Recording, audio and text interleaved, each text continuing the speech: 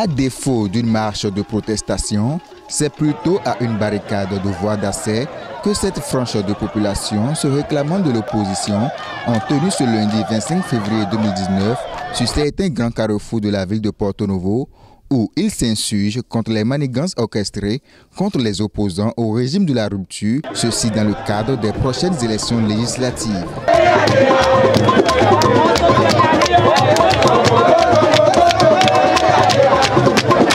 Les militants de l'UEM en général, qui constituent en quelque sorte une base électorale de l'USL, ont décidé ce matin de se manifester pour dire non à cette mascarade de notre démocratie qu'on veut organiser, pour dire non à l'organisation des élections législatives sans USL. De toutes les façons, pour nous, sans USL, il n'y aura pas d'élection législative. Nous venons de commencer, mais qu'on ne cessera pas jusqu'à ce qu'il va donner cette certificat de conformité à nos partis politiques de l'opposition. Informée de la situation, la police républicaine, comme à son habitude, s'est dépêchée sur le terrain pour ramener l'ordre et inviter les manifestants à se soumettre. Ce matin, à partir de 6h30, on a constaté dans tous les départements de l'UEM quelques mouvements de groupuscules d'urgence. Par exemple au niveau du pont de Porto Novo, et au niveau de Semekoji et à Wando. D'habitude, les matins, au niveau du pont de Porto Novo, la circulation est au ralenti d'habitude. Mais lorsque ces groupuscules se sont présentés au niveau du pont pour, disons, dans l'intention de manifester, nous sommes rentrés en contact avec eux pour leur dire qu'il y a des formalités requises.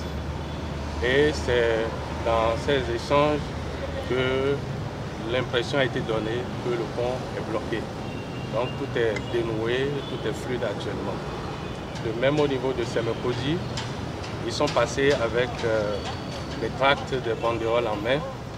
Et idem au niveau du 5e arrondissement de Porto Novo, où ils avaient voulu barricader la voie pour dire que lorsqu'ils n'ont pas les certificats de conformité, ils ne vont pas libérer la voie.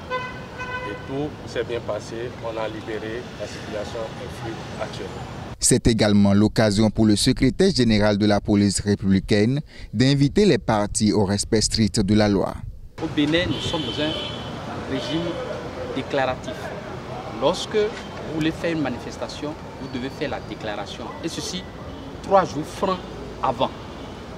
Lorsque vous ne faites pas cette formalité, ça devient un attroupement. Et tout attroupement est passible de peine privative de liberté. Et le code pénal l'a d'ailleurs prévu en ses articles 237 à 241. Nous sommes dans un pays de droit et nous devons respecter la loi que nous nous sommes donnée nous-mêmes. Pour l'heure, la situation est sous contrôle et la population de Porto Novo et de ses environs vaque librement à ses occupations.